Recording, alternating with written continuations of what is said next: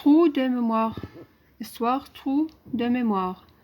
Comme Raphaël vient voir son grand-père tous les jours après l'école, il doit souvent réfléchir à ce qu'il peut bien lui dire. Mais il veut absolument lui parler chaque jour, sans exception. Une fois, il s'est dit qu'il n'avait qu'à raconter chaque fois la même histoire, puisque son grand-père ne s'en rendait probablement pas compte. Mais il avait chassé cette idée aussi vite qu'elle était venue.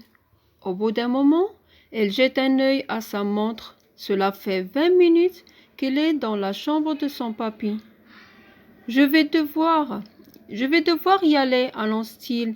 J'ai cours de solfège dans 10 minutes. Elle va embrasser son papy, puis se dirige en reculant vers la porte de la chambre. Le vieil homme replonge dans ses mots croisés, comme si de rien n'était. À ce moment, normalement, Raphaël lance un « Au revoir, papy » et sort. Mais ce jour-là, elle a une irrépressible envie de dire « Au revoir, monsieur », juste pour voir comment le vieil homme va réagir. Mais elle se retient. « Au revoir », se contente-t-il de dire, et il se retourne pour ouvrir la porte, quand, dans son dos, « Raphaël !» Raphaël sursaute, et un frisson lui parcourt le dos. Cela fait des semaines que son papy ne l'a pas appelé par son prénom.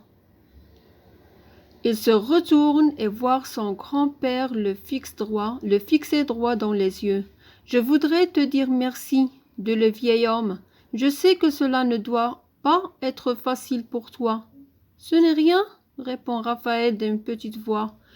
Le regard de son papy semble se perdre dans le vide. Cet instant de lucidité est-il déjà terminé? Sais-tu ce que signifie ton prénom? Demande soudain le grand-père.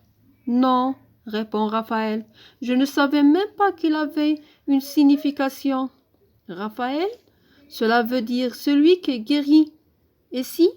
Tout le monde me dit que ma maladie est incurable. Mais moi, je sais que quelque chose me maintient en forme. C'est toi, Raphaël. C'est toi qui me guéris. Raphaël sent les larmes lui monter aux yeux.